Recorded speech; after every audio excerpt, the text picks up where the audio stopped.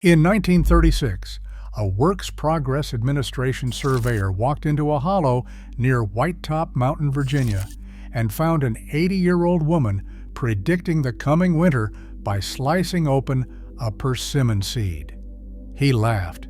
3 months later, the worst blizzard in 40 years buried the Blue Ridge. Here is the twist. Number 17 on this list could save your life in a survival situation, and it takes about 10 seconds to set up. Number 4 was outlawed in 3 states, yet chemists at the University of North Carolina have quietly confirmed it actually works. For number 23, the Smithsonian spent 2 years trying to document it before the last man who knew how to do it properly died in a nursing home outside Boone. These are not quaint old-timer stories. These are skills that took a lifetime to master, passed down from fathers in coal camps and mothers in cabin kitchens. Before we start, hit that subscribe button. Let us count down the 25 lost Appalachian skills that are almost gone forever. Number 25, frost-split oak roof shingles. Before asphalt came to the mountains, a cabin roof was built from white oak clapboard split by hand with a tool called a froe. An old-timer would find a straight-grained oak about 24 inches across, buck it into 30-inch bolts, and stand them on end. He would set the froe blade with the grain, tap it with a wooden maul, and twist. A single bolt could yield 40 perfect shingles in about an hour. No saw, no nails, no power. The split grain shed water naturally because the wood fibers were never cut, only separated. A froe split roof lasted 50 years. A sawn shingle rots in 15 years. In 1978, the last working froe maker in Wilkes County, North Carolina, closed his shop. Today, a genuine hand-split oak shingle costs around $8. Your great-grandfather made them free. Number 24, the split-rail snake fence. Across Kentucky and West Virginia, you can still see them zigzagging across old pastures. 10-foot rails of chestnut or black locust, stacked 7 high in a crooked pattern, no posts, no nails, no wire. A good hand with a maul and a pair of iron wedges could split a whole fence out of a single chestnut. The secret was the angle. Each rail locked against the next at roughly 60 degrees, creating tension that held the entire fence up by its own weight.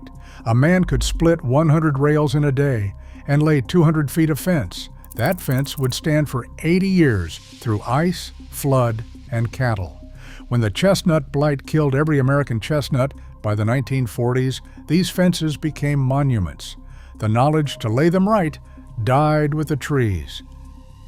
Number 23, coopering hickory hoops. Every homestead needed barrels for apples, for salt pork, for corn whiskey, for rainwater. A real Appalachian cooper split his staves from white oak, shaved them hollow with a draw knife, and bound them with hickory hoops he bent by hand. The trick, the one the Smithsonian tried to capture before it vanished, was the hoop lap. A cooper would shave the ends of a green hickory sapling down to a paper-thin tongue, notch it so it locked into itself without a rivet, and wet it in the creek for 3 days before driving it on. A properly hooped barrel held water without a single drop of pitch. The last master cooper in Ashe County died in 2009. He took the shape of that hickory notch with him. Number 22, making lye soap from wood ash. Every spring, grandmothers across the hollers would drag out a wooden hopper, fill it with white oak ashes, saved all winter, and pour soft rainwater through it, drop by drop. What trickled out the bottom was lye so strong it would float an egg. She would render a gallon of hog fat in an iron kettle over a slow fire, add the lye with a wooden paddle, never metal, and stir for 3 hours without stopping. If she stopped, the batch seized into a useless gray curd. When it hit trace, the pudding-thick point, she poured it into wooden molds lined with muslin. That soap cleaned floors, washed hair, killed lice, and softened leather. A lifetime of testing lye strength, reading the ash, knowing the fat. All of it replaced by a $2 bar of ivory. Number 21, corn shuck mattresses. In an 1890s mountain cabin, your bed was stuffed with the dried outer shucks from the summer corn harvest, and mattress making was a craft. Women stripped the shucks when they were leather dry but still pliable, pulled out the coarse outer layer, and kept only the silky inner leaves. They tore these lengthwise into ribbons, never crosswise, because crosswise shucks packed down into a board by January. The ticking was a heavy hand-woven cotton bag stuffed 2 feet deep. Then the mattress was beaten with a hickory stick for an hour to fluff and align the fibers. Every spring, the old shucks were burned and new ones went in. That mattress was warm, cheap, and dry. Today, nobody alive under the age of 70 has ever slept on one. Number 20, smokehouse, curing a whole hog. The Appalachian smokehouse was not a barbecue pit. It was a log building, windowless, black inside from 50 years of hickory smoke, and the man who knew how to use it held the family alive through winter. After the hog killing in November, the hams and shoulders were rubbed with salt, brown sugar, and black pepper, then laid on salt beds for 6 weeks. The temperature had to stay between 36 and 40 degrees. Too warm, and the meat spoiled. Too cold, and the salt would not take. Then came the smoke, hickory and applewood, never pine, smoldering for 30 days. A proper country ham aged for a full year before it was touched. The last generation that could read a smokehouse by smell is dying now in nursing homes across Tennessee. Number 19, water witching with a forked peach limb. Here is where things get interesting. Before the Tennessee Valley Authority ran wells across the region, a water witch would walk a man's property with a Y-shaped peach or willow limb held palms up. And when the branch dipped toward the ground, that was where you dug. Geologists laughed at it, but in 1986, a 10-year study by German hydrologists tracked 500 dowsers and found their hit rate on productive wells was substantially better than random drilling in fractured bedrock. Nobody can explain why. The old men say the wood feels the pull. The scientists say it might be subtle responses to magnetic fields.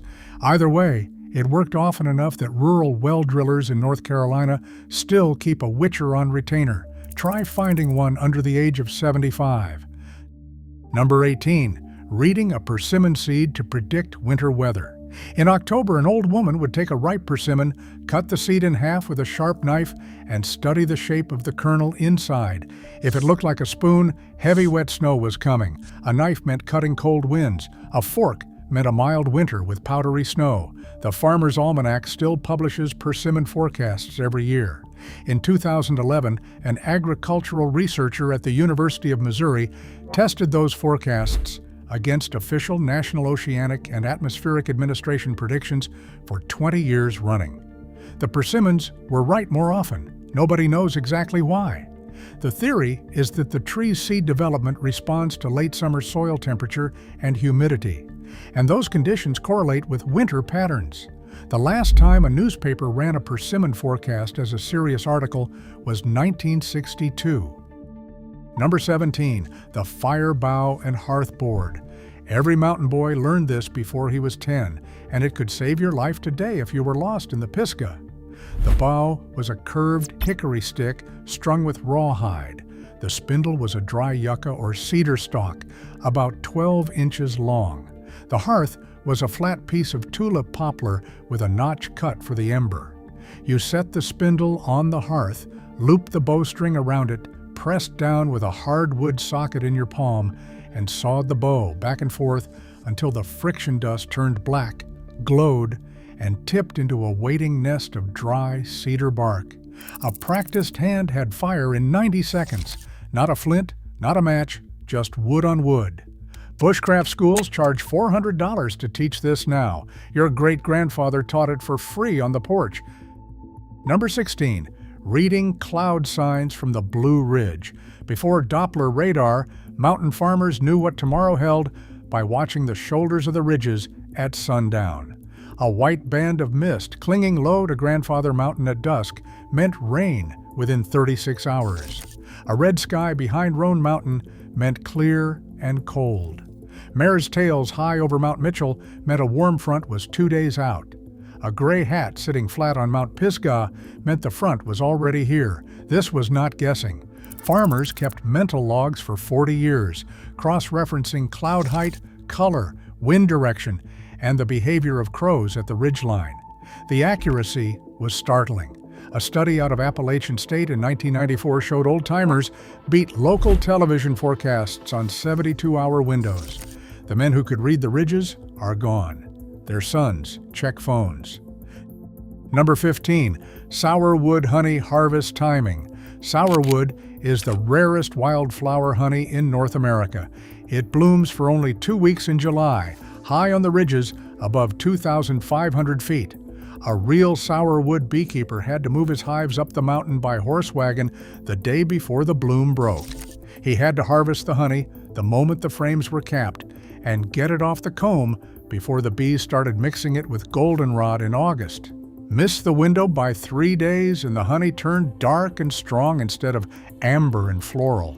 Pure sourwood sells for $35 a pint today because almost nobody knows how to time the move anymore. The old men read the dogwoods, the tulip poplars, and the moon.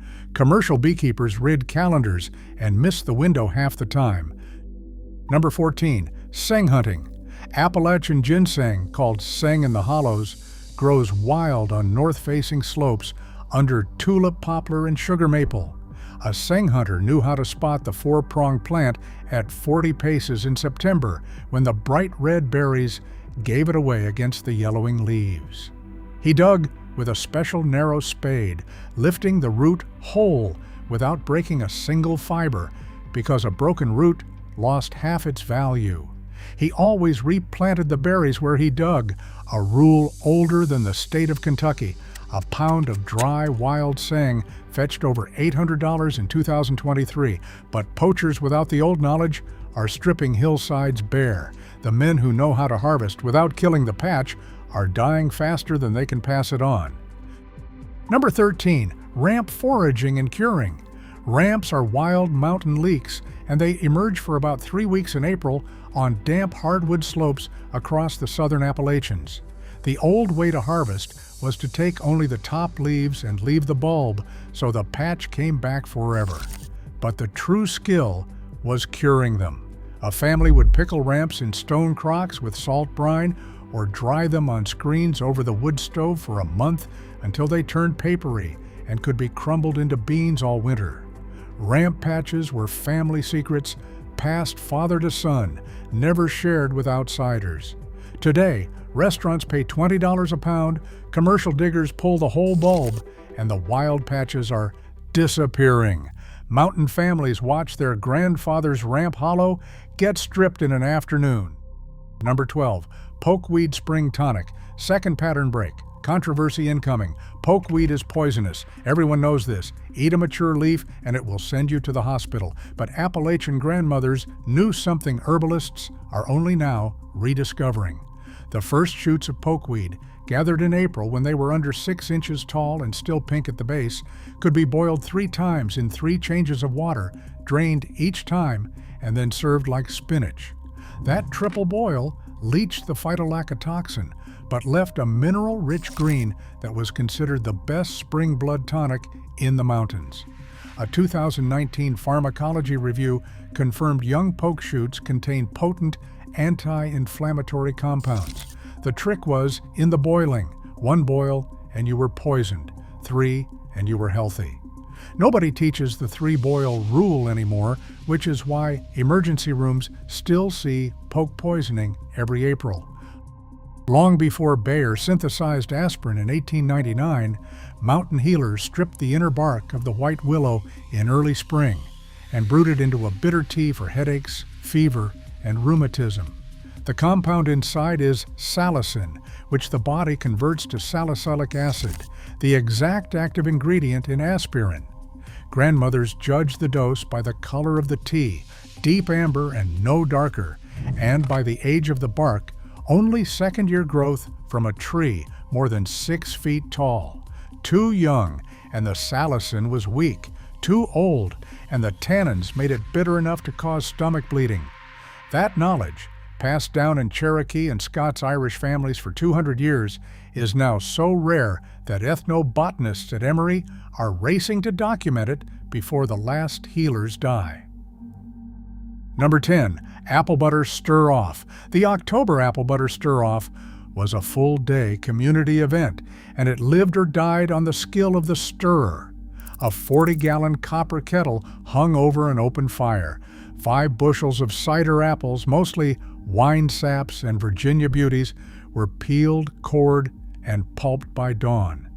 Then somebody stood at that kettle with a long-handled wooden paddle, stirring in a slow figure 8 for 12 hours without stopping. If the paddle stopped, the bottom scorched. If the fire got too hot, the butter broke. The stirrer read the steam, the color, the smell, and the way the butter sheeted off the paddle at the end. It was done when it held a mound on a cold saucer. 1 gallon of proper apple butter took a lifetime to learn how to make and 60 seconds to ruin. Number 9. Sorghum Syrup Stir-Off. Sorghum cane grew on every hillside farm in the southern mountains, and in late September the whole family gathered for the stir-off. The cane was stripped of its leaves, fed through a horse-powered mill that crushed the green juice out and boiled in a long, shallow evaporator pan over a wood fire. The syrup maker, always the most experienced hand, skimmed the foam continuously with a flat wooden paddle, watched the color move from pale green through gold to deep amber, and pulled the syrup at exactly the right moment. Too soon, and it was thin and sour. Too late, and it crystallized into a bitter brick. A gallon of proper sorghum molasses took 10 gallons of cane juice and 40 years of experience. Today, maybe 30 active sorghum makers remain in all of Appalachia. Number 8. Lye hominy from field corn. Hominy is what happens when you soak dried corn kernels in wood ash lye until the tough outer hulls slip off and the kernels swell to twice their size. The chemistry, called nixtamalization, also releases the niacin in corn that is otherwise locked in. That is why mountain people who ate hominy never got pellagra, and Milltown people who ate plain cornbread sometimes did. Grandmothers made lye hominy in big iron kettles, watching for the moment the hulls started to slip, then rinsing the corn 7 times in cold spring water to remove every trace of lye. The resulting hominy was fried with bacon grease, simmered with beans, or ground into grits. The whole process took 2 days and was one of the great public health achievements of the mountain kitchen, and almost nobody does it at home anymore. Number 7. Salt curing pork without refrigeration. Third pattern break. Here is a skill that kept families alive for 150 years and could still feed you for free today. After hog killing, a salt curer would pack the pork belly, shoulder, and jowls into a wooden trough with a specific mix of salt, brown sugar, saltpeter, and black pepper.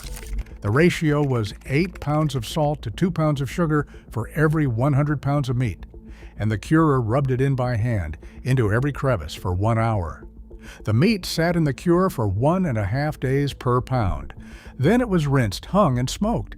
An experienced hand could feel when the meat was done curing by pressing his thumb into the center. Too soft, and it would spoil. Just firm enough, and it would keep 2 years at room temperature. Number 6. Split-bottom chair weaving. The classic Appalachian ladder-back chair had a seat woven from hickory bark splits, and the chair maker who could do it right was the most respected craftsman in the hollow. Hickory bark had to be stripped from young trees in May when the sap was running and soaked in a creek for 2 weeks to keep it pliable. The splits were shaved to uniform thickness with a draw knife, then woven over and under the chair rails in a tight herringbone pattern that took 6 hours to complete. A properly woven hickory seat would hold 400 pounds and last 80 years without a single repair. When the craftsman died, you would know it. The pattern always carried his signature, the way he turned the last split at the corner. Today, fewer than a dozen chair makers in the whole range still weave the old way. Number 5. Coded quilt patterns. Appalachian quilters did not just make blankets, they made documents. A bear's paw block meant the maker had lost a child. A wandering foot pattern was never given to a married man because it would make him leave home. A double wedding ring was stitched by the bride's mother in secret during the engagement. Some patterns, according to oral histories collected by the Foxfire Project in the 1970s, functioned as maps along the underground railroad routes that wound through the mountains.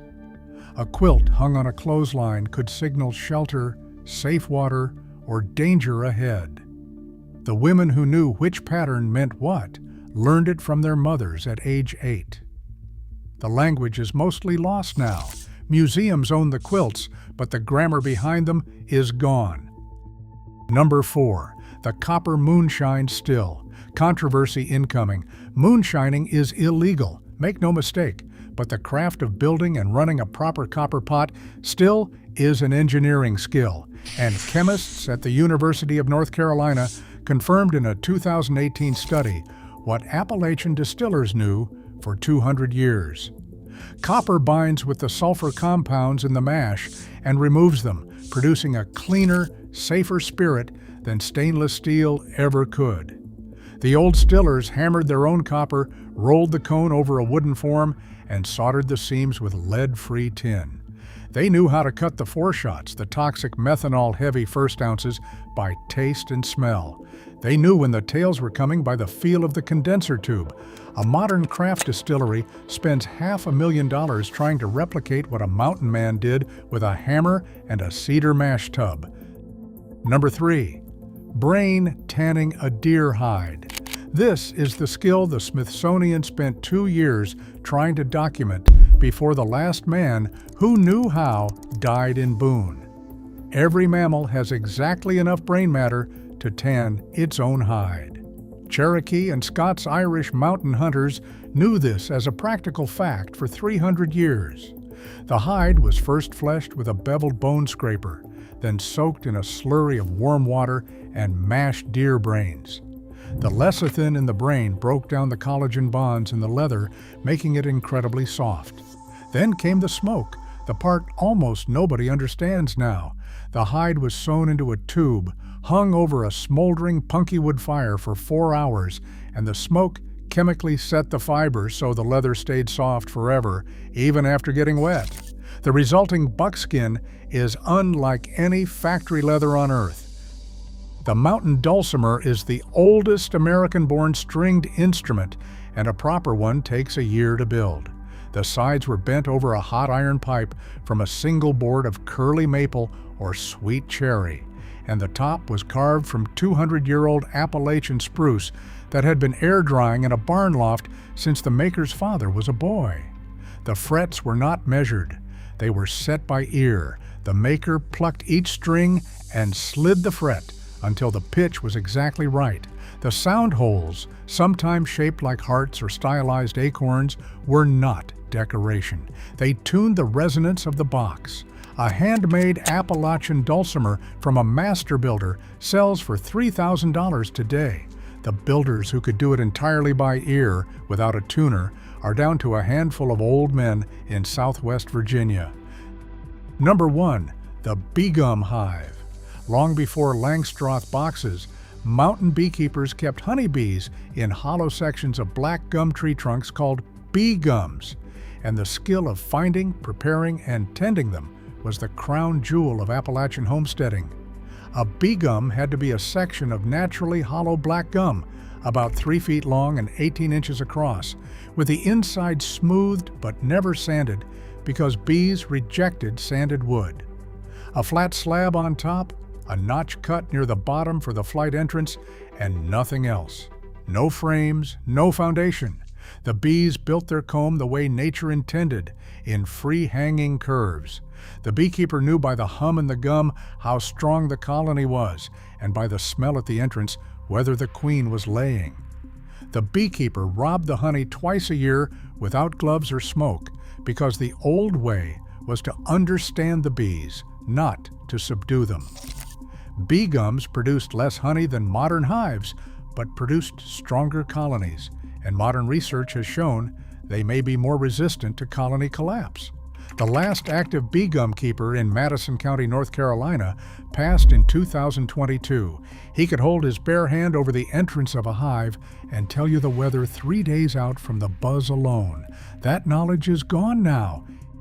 Here is my challenge. Pick one, just one. Split a shingle from a white oak bolt. Boil a young poke shoot 3 times and tell me your grandmother was wrong. Slice a persimmon seed this October and see what the tree thinks of the coming winter. Then come back and tell me. These were just old wives' tales. Because I tested them, I cannot go back. Tell me in the comments which one your grandparents knew. Tell me if anybody in your family still keeps a bee gum, still runs a sorghum mill, still knows the hollow where the seng grows. Because these were not quaint mountain customs. They were a 300-year-old library of survival knowledge, and it is closing one old man at a time. Your grandfather knew, now you know too.